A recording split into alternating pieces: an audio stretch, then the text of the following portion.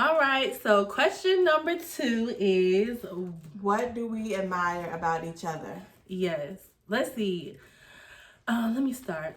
I admire Mary because she is so like peaceful. I really admire that. Mary is very Really? peaceful. Yes, That's like crazy you say that. A lot of people say that. you are. Yeah. Like if you really know Mary, you know that she's a quiet person, but she also has this peace about her, and I really admire that. And also I admire her because she is a great mother. And let me Oh, tell you something. thank And you. then and Mary's been a mother since she was young. And it just inspires me how much she has grown with her Right. daughter. And her daughter is my goddaughter. Like that was my first godchild ever. Like everything. And just to see how she has beat the odds and like from people Girl. talking about her, people would just talk so bad about her. And I just could never understand. They never knew her.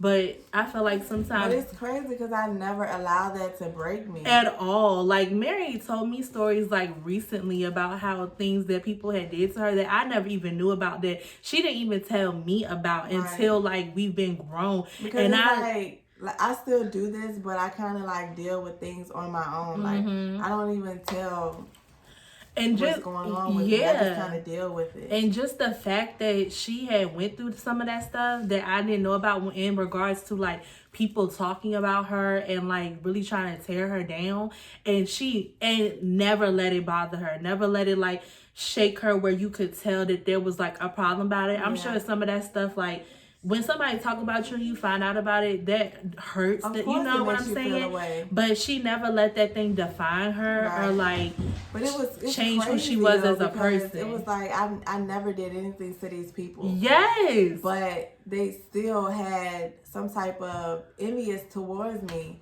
And I just never really allowed it to defeat me. I was just going with the flow, like, okay. Yes, like, and went on about her business. And it's crazy that I had that mindset so young. But I didn't even know that I was doing that. It was just like a subconscious thing. Like I was just like just letting it be what it is. Like I didn't even like give it any like energy. I was At just all. like, And do you know how strong you have to be well. to not give something energy that you really could? Like that you really could like be like, well, you know what? I'm gonna tell you this about yourself. You know, but she didn't even do that. Didn't But even also like because of my me being so much of an introvert, I just would allow things to be and not really give it any type of energy, like not even say anything, like not even try to defend myself because I was so quiet and timid. I just also just that was one thing that probably why I just let things just be what it is, because I was just so shy and quiet that I just didn't know how to stick up for myself. So But see, but now, but that's a good thing too. Like I like that she never let that stuff get her down, and I also like that now as she's getting older, she's finding her voice and she's finding like when to say this certain things, but even still knowing when to keep her peace with certain things. Like that's a big thing. Some people don't know when to not talk, and sometimes not saying anything, you are so much wiser or even appear wiser when you don't say nothing or don't respond to certain things. It really is than always having a rebuttal or always gotta argue or do something, to try to prove your point. Sometimes just being quiet proves it all. And I really like that about her. And I also really like how she is coming into her voice as she's getting older and like being able to speak her mind about certain things. You have to take the time to learn yourself every day. That's how I'm starting to realize the weak and the strengths that I have, and just to be more aware of it, I just try to like sharpen the weak side of me and just just work on that. Yes. And I like too that she is stepping out of her comfort zone Especially like this year, we making it a point to step out of comfort zones, and she really has. Just even with doing this, and it's so funny because the other day my dad was like, "It's so crazy to see Mary on the camera because I know she's such a shy person, and now just to see her stepping out there." He was just saying how he like appreciated that and liked seeing how she was stepping out, and for real. And we were just talking about how when you're uncomfortable, that means you're growing. Anytime you're comfortable, you're not growing, and that's just period. Right. But when you put yourself out there, you make yourself grow. I know me, a lot of people who know me, they don't think, oh, Jacoby's a shy person or whatever, because you know me. But it took me time to get to the point where people may not see me as being shy.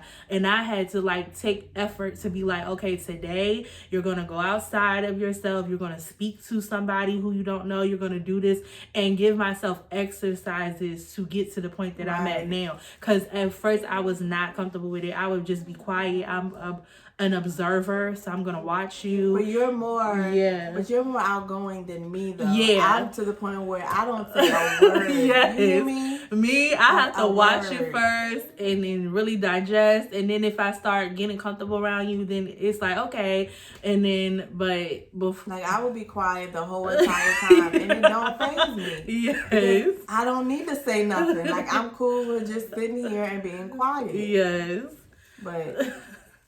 That's like those things are very challenging, but at the same time you start to see what you're capable of and your ability, and it's like it's so inspiring, and it just makes you feel good to actually see like, okay, I'm capable of doing this. Yes, and I'm growing in this area. Right. So that's what I admire about Mary.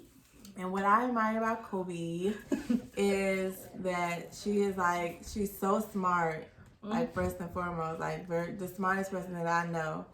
And I just like the way she just articulates herself and just how wise she is. She's been this way ever since we were small, though. It ain't like, it's not like this just came, all about since you've gotten older or whatever. You've always been this way. And I don't know. It's just something that I, wish that I had, but it's her thing. So, but yes. I just admire how just wise and just how well spoken that she is, and just how outgoing she is. Even though she may say that she's an introvert, I don't see it because I just compare my introvert ways and see how you're just the totally opposite. A little more outgoing, and then too, like sometimes. Like with being introverted and extroverted, like with people who are introverted, you don't get your energy from people. Like extroverts, they get their energy from people. Like when they're around people, that's when they alive. That's when they feel good. Introverts create their own energy. Yes, and for me, I can be around people for a certain amount of time, and then I gotta go. Like I gotta go home. I gotta regroup. I gotta get myself together because it takes a lot of energy from me to socialize. Okay, even if it's with my friends and stuff, it still be like, okay, had a good time, enjoyed it, need to go back home, re-energize, reboost myself, get it back together. And I know. So imagine me being just a whole totally completely introvert, being in an environment like that. It's very overwhelming. It's overwhelming, and I think I could consider myself, I don't know, maybe an ambivert, because depending on the situation and the people, I can be more extroverted, but it don't give me energy. Being around people does not give me energy at all. Like, I have my own. I add energy. Yes. For the most part, I don't take people's energy. I'm a person of high vibration wherever I am. Even though I am quiet, it's like I have an aura about me that, just adds energy without me even having to do much. Exactly. And that's why, that's why when I'm with people, I try to make sure that I am able to give enough to them, to the situation, because I like to be present in it. So that's why, sometimes I might not go to everything. I might not do everything because I don't feel like I can fully be present in it because I don't have enough to give. So I will sometimes sit something out because of the fact that I don't feel like I have enough to give to it. So I'll just be like, you know what? I ain't feeling it. I feel you on that, though. Yeah, because you want to, like, when you go to something, you want to be able to participate and feel like you're there and not be bringing the mood down, because it's not them, it's not anything that's going on. I just don't have it to give. So I will preserve my energy, preserve myself, and just stay home. I'd rather do that. But hey, people can relate to that. But some people, they can be out there being with their friends. That is what brings them up. Like, for real. On this, and like with this quarantine that we've been having, like, I'm fine with being home. I have been a little, wanting to see some people every once in a while. But it's like, once I get that fixed and I see somebody, I'm like Mary being here, I'm like, I'm going to be good for a couple more days. I'll be fine. I don't need to see people. Yes. I'm okay. And then most of the people I want to see is like my family. Like my mom, my dad, my sisters, my friends, like family. Like my cousin came a couple days ago, and that really helped me, because I'm like, okay, my cousin. And then I'm like, okay, bye. And then I'm like, okay, come back. But in doses. I can only take certain things in doses. Like, I can't. It overstimulates. I got to go. Okay. Right. Your mind feel drained. Yes. All right, honey.